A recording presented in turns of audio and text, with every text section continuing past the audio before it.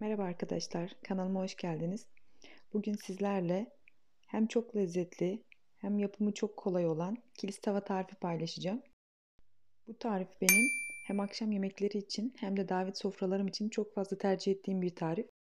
Yanında patates püresi veya pilavla servis ederek hafif bir çorba ve salatayla tam bir akşam yemeği menüsünü çok hızlı bir şekilde hazırlayabilir ve davet sofralarınızda kullanabilirsiniz. Şimdi isterseniz tarifimize malzemelerle geçelim. Malzemeler 600 gram kadar yağlı kıyma, dana kıyma, 2 orta boy soğan, 2 tane kapya biber, kırmızı kapya biber, 2 tane charleston biber, 1 baş taze sarımsak veya 3-4 tane kuru sarımsak, 2 dolu yemek kaşığı biber salçası, 3 yemek kaşığı kadar kurutulmuş ekmek içi, 1 dolu yemek kaşığı nar ekşisi, 2 yemek kaşığı kadar zeytinyağı, baharat olarak da tuz, karabiber, kırmızı tatlı toz biber, kekik, kimyon, biraz da isot. Üzerini süslemek için de 2 tane küçük veya orta boy domates, renkli biberler, biraz da charleston biber. Tarifin yapılışına geçecek olursak ilk başta soğanlarımızı, sarımsaklarımızı, kırmızı kapya biberlerimizi hepsini rondodan geçireceğiz. Normalde kilis tavanın orijinalinde bütün bu sebzeler etle birlikte zırhtan geçirilir. Yani kıyma da kullanılmaz, direkt etten yapılır. Ama ev ortamında herkesin elinde zırh bulunmayabilir. Ya benim evimde de yok. Bundan dolayı ya elimizde çok küçük küçük ince ince doğramak gerekiyor bıçakla. Bu da gerçekten çok zahmetli ve çok uzun sürüyor.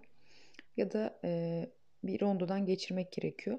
Rondodan geçirince de doğal olarak bu sebzeler suyunu salıyor arkadaşlar. Normalde rondodan geçirse bile çoğu tarifte insanlar sebzelerin suyunu sıkıp sadece posasını kullanıyorlar. Ben de buna gerçekten çok karşıyım. Çünkü hepimizin evinde çocuklarımız var. Çocuklarımız yiyor yani bu yemekleri.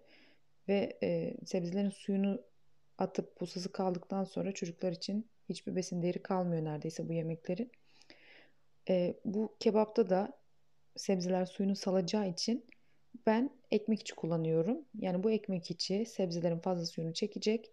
Böylece hem vitamini yemeğin içinde kalmış olacak hem de çok aşırı su salmamış olacak. Ama kilit kebabı her halükarda birazcık suyunu salacaktır. Ve içine biraz da zeytinyağı ve nar ekşisi kattığımız için bu saldığı su gerçekten çok çok lezzetli. Yani böyle ekmek bandırarak yemelik bir su oluyor arkadaşlar. Şimdi burada gördüğünüz üzere sebzelerimin hepsini rondodan geçirdim. Sadece yeşil biberleri rondodan geçirmedim. Bunun sebebi de şu. Yeşil biberleri elimde küçük küçük doğradım. Eğer onları da rondodan geçirseydim diğer sebzeleri üzerinde böyle köpük köpük yeşil bir sıvı veriyor ve hem görüntüsü hem de tadı hiç hoş olmuyor arkadaşlar. Bundan dolayı sadece biberleri bıçakla küçük küçük doğrayabilirsiniz. Burada gördüğünüz gibi sebzelerimin hepsini karıştırdım. Kıymamı ekledim. Sonra ekmek içime ekledim. Burada ekmek içi yerine eğer evinizde yoksa galeta unu tabii ki kullanabilirsiniz. Ama evde kendi kuruttuğunuz ekmeklerden yaptığınız ekmek içini kullanmanızı tavsiye ederim. Çünkü galeta unu bir tık daha böyle nasıl diyeyim çok ince kıvamda olduğu için hafif bir yapış yapış bir hale getiriyor.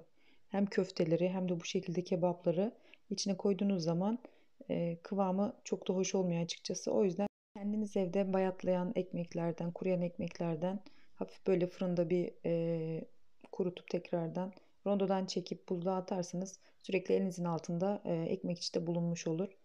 Köftelerinizde bu şekilde kebaplarınızda kullanabilirsiniz. Ben burada arkadaşlar orijinal tarifindeki kilis kebabının nar ekşisi ve zeytinyağı yok. Bunları ben kendim ekledim. Ama şöyle söyleyeyim. Daha önce birçok farklı tarifini denedim kilis tavanın. En güzel hali nar ekşili ve zeytinyağlı hali. Bütün tatları ortaya çıkartıyor. Yani damağınızda böyle bir lezzet cümbüşü yaşıyorsunuz. Sarımsağın tadı, biberin tadı, hepsinin tadı ayrı ayrı damakta patlıyor. O yüzden mutlaka nar ekşisi ve zeytinyağı ekleyerek bu tarifi denemelisiniz. Burada ikinci bir püf noktada kullandığınız biber salçası. Biber salçasının kalitesi gerçekten çok çok önemli. Bu tarz kebaplarda özellikle. Ben acılı bir biber salçası kullandım. Bundan dolayı kırmızı pul biber atmadım. Ama eğer siz acısız biber salçası kullanıyorsanız ve acı da seviyorsanız acı biber üzerine ekleyebilirsiniz. Biber salçanızın kalitesi gerçekten kebabın lezzetinde fark ediliyor. Burada gördüğünüz gibi bütün rondodan çektiğim sebzelerimi, artı doğradığım yeşil biberlerimi, baharatlarımı, kıymamı, ekmek içini, bütün hepsini karıştırdık. Nar ekşisini, zeytinyağını bir güzel yoğuruyorum. İyice karışana kadar, birbirine geçene kadar lezzetler yoğuruyorum. Eğer zamanınız varsa 1 saat, 1,5 saat kadar streçleyerek buzdolabında bekletebilirsiniz. Tatlar daha çok birbirine geçecektir böylece. Baharatların tadı da daha çok birbirine geçecektir. Sonra elimle yağladım, sıvı yağla yağladım bir borcama. Bu karışımı alıp elimle yine düzlüyorum arkadaşlar.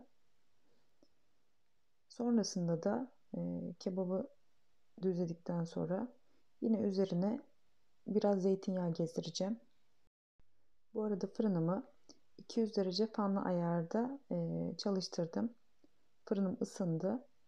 Kebabım hazır olduktan sonra fırının ya en altına koyun arkadaşlar ya da en altın bir üstüne koyun. Eğer üstlere doğru koyarsanız üstü hemen kararacaktır. İçi güzel pişmeyecektir. Ondan dolayı ya en alta dediğim gibi ya da en altın bir üstünde telin üzerine koyun.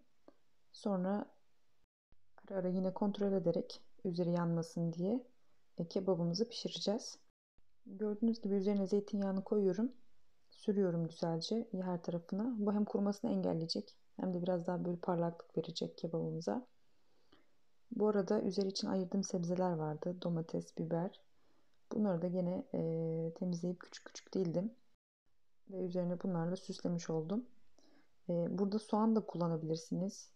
Ortasına veya kenarlarına yerleştirebilirsiniz. Veya sarımsak da koyabilirsiniz.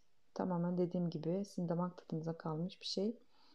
Hiçbir şey koymayabilirsiniz yani. Zeytinyağı koyduğunuz için zaten üzeri kurumaz. Ama üzerine koyduğunuz garnitürler de gerçekten çok çok lezzetli oluyor. Suyuyla pişmiş oluyor yani. Bazı tariflerde üzerine alüminyum folyo veya yağlı kağıtla kapatanlar oluyor. Ben bu şekilde yapmayacağım. Üzeri hiçbir şekilde kurumayacak arkadaşlar. En alta koyduğumuz için. Altı güzelce pişecek. Üzeri de kurumadan kebabımızı güzelce pişirmiş olacağız. Burada gördüğünüz üzere kebabıma bir şekilde süslüyorum. Şekil veriyorum farklı renkli biberlerle. Siz de sunumuna önem veriyorsanız, görseline önem veriyorsanız bu şekilde süsleme yapabilirsiniz. Sebzelerin üzerine biraz daha tuz ekledim. Onlar da biraz daha lezzetli olsun diye. Ve yine üzerlerine biraz daha zeytinyağı gezdireceğim. Sebzeler de kurumasın diye. Sonrasında da 200 dereceye ısıttığım fırınıma kebabımı gönderiyorum. Burada gördüğünüz üzere bu şekilde hazırladık. Şimdi kebabım fırından çıktı. Yaklaşık bir 30-35 dakikada pişti. Gördüğünüz gibi üzerine herhangi bir şey örtmediğimiz halde kebabın üstü hiçbir şekilde kurumamış. Daha önce de söylediğim gibi biraz suyunu salmış arkadaşlar. Bu da zeytinyağlı bir su. Gerçekten çok lezzetli bir su. Ve görseli de gerçekten çok çok güzel oldu. Şimdi artık isterseniz sunumuna geçelim ve kıvamına hep birlikte bakalım. Ben yanında 2 parça lavaşla servis ettim. Böyle lavaş dürüm de yapabilirsiniz. Gerçekten o da çok lezzetli oluyor. Bakın arkadaşlar, yumuşacık bir kıvamda, üzerine hiçbir şekilde kurumamış ve sebzeler çok fazla su salmamış. Mükemmel kıvamlı, çok harika lezzetli bir kebap oldu. Mis gibi de kokuyor ve gerçekten yemelere doyamadık. Çok çok lezzetliydi. Eğer daha önce kilis kebabı hiç denemediyseniz benim tarifimle denemenizi şiddetle tavsiye ederim arkadaşlar. Gerçekten garanti çok çok lezzetli bir tarif. Misafirlerinize de gönül rahatlığıyla ikram edebilirsiniz. Eğer tarifimi beğendiyseniz kanalıma abone olarak bana destek olabilirsiniz. Deneyeceklere şimdiden afiyet olsun diyorum. Hayırlı, mutlu, güzel günler dileğiyle.